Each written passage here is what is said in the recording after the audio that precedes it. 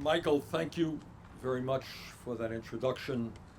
Eric Piker, who is the CEO of Friends of the Earth, is on his way. We're going to see him later, I think, in Manchester. Uh, but Mike, thanks for what you do and for what Friends of the Earth does, and for the 2 million activists in 75 different countries. This is an international organization, which by definition is exactly what we need if we're going to deal with planetary environmental crises. So I am very honored to receive the endorsement of one of the great environmental organizations, not only in America, but in the world. For 45 years, Friends of the Earth has been at the forefront of progressive environmental advocacy, and I sincerely thank you for your commitment and clarity on creating a more healthy and just world. There are many serious challenges facing our country and our planet, but let me focus on just one today, because to my mind, global climate change is the single greatest threat facing the planet. And that's not just what Bernie Sanders says. That is not just what Pope Francis says. That is what virtually the entire unanimous scientific community states of people who study climate change. In terms of climate change, let's all be clear. The debate is over. The scientific community is virtually unanimous. Climate change is real. Climate change is caused by human activity. Climate change is already causing devastating problems. And if we don't get our act together in a reasonably short period of time, the impact of climate change will be devastating all over this planet.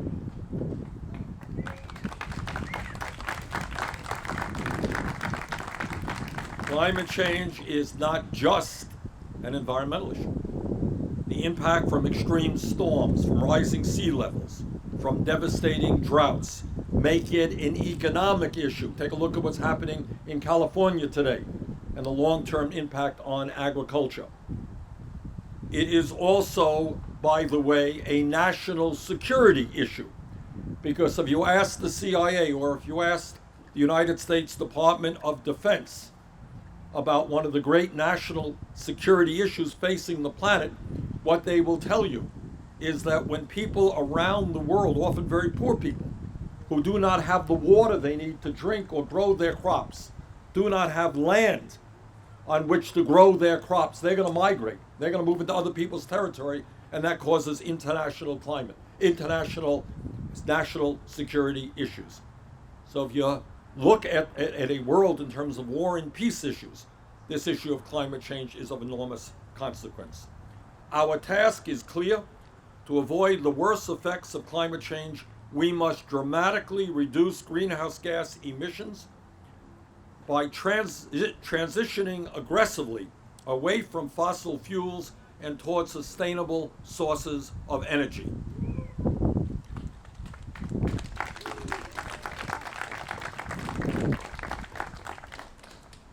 The challenge that we face is far too significant for us to equivocate.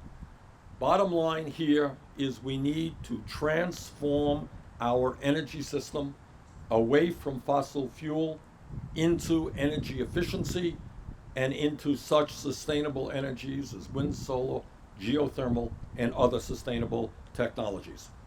And on some of the issues that stand right now before us, as Mike mentioned, I am vigorously opposed to the XL pipeline, Keystone XL pipeline. I have voted against every attempt by Congress to approve the project, and if elected president, I will reject Keystone on my first day in office. It makes no sense to me to have candidates come forward and say, well, I'm concerned about climate change, but I just don't know where I am on Keystone Pipeline. If you're concerned about climate change, you have got to be against the excavation and transportation of some of the dirtiest fossil fuel on Earth. Say no to the Keystone XL pipeline. Along with Senator Barbara Boxer, I was proud to have introduced the first comprehensive legislation in the Senate to combat climate change, which, among many other things, called for a tax on carbon. Furthermore, if we are serious about moving forward in terms of combating climate change, we must end the egregious tax policies that allow some of the world's most profitable fossil fuel companies to collect more than $135 billion every 10 years in subsidies. These large oil companies should receive no subsidies under any circumstance. They are hugely profitable corporations, but especially when they are producing a product which is doing so much damage to our planet. We're going to end those subsidies, and my End Polluter Welfare Act does just that. Furthermore, in Congress, what we hear from a lot of folks who I think are not really quite being honest with their approach is, well, I am for an all of the above energy strategy. I am not for an all of the above energy strategy. I am for moving forward to transform our energy system away from fossil fuel to energy efficiency and sustainable energy. And to do those things, we must make permanent the solar and wind tax credits that have driven down costs, helped deploy 85 gigawatts of renewable energy across the country, and have created hundreds of thousands of jobs in sustainable energy. It is time to end the hypocrisy of those who argue that these tax credits are quote unquote too expensive or they're no longer needed, but who support continuing the tax incentives that have subsidized dirty fossil fuels for some of the most profitable corporations in America for more than 100 years. So my view is, yes, we are fighting for the future of this planet. Yes, we should subsidize and work aggressively to expand energy efficiency and sustainable energy. We must also incent distributed energy production. My Low-Income Solar Act and 10 million solar roofs bill will help middle and working class families across the country power their homes with solar, which will lower energy bills and create clean energy jobs. I want to see all over this country people having the ability and being able to afford to put solar panels up on their rooftops.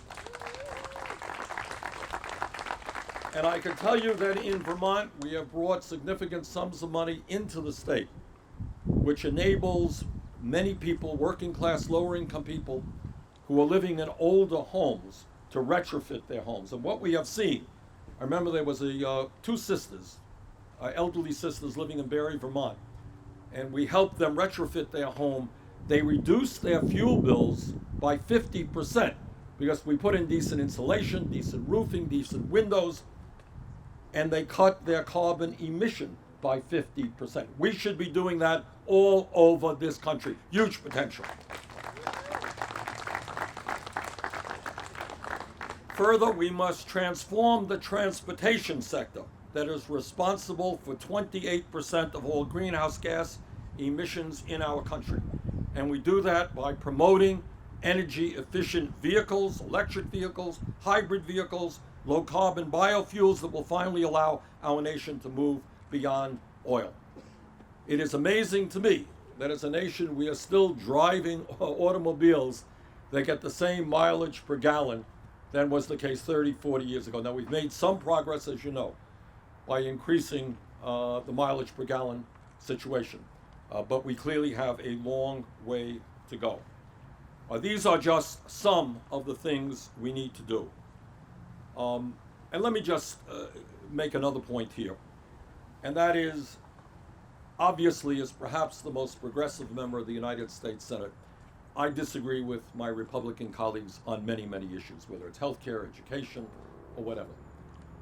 But I am very saddened by the fact that on this issue of climate change, we have most members, not all, but most members in Congress of the party that controls the U.S. House and the U.S. Senate are rejecting science.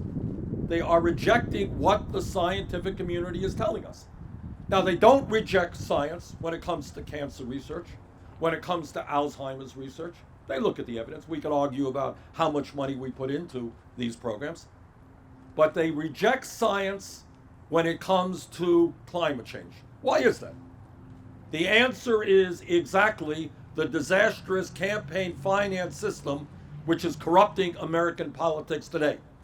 And many of my Republican colleagues understand that if they actually listened and paid attention to the scientific community and spoke out on climate change, demanded changes in our energy policy, do you know what would happen to those people?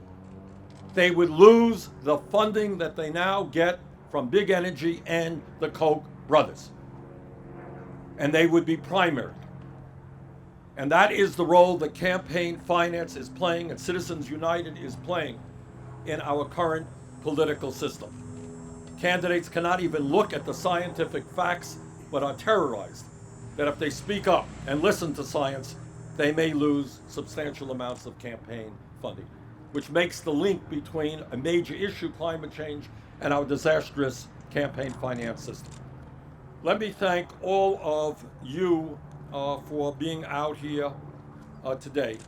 I think on this issue of climate change and environmental issues as well, what is happening is all across this country, millions and millions of people are demanding that our government stand up and do the right thing, to take on big energy, to transform our energy system so that the planet that we leave to our kids and our children is a habitable planet. I am the father of 4, the grandfather of 7. And I happen to believe, and I hope I speak for all of you, that we have a moral responsibility to leave this beautiful planet in a way that is habitable to our kids and to our grandchildren. That is what this struggle is about. And with your help, we're going to win this campaign, and we are going to transform our energy system. Thank you all very, very much.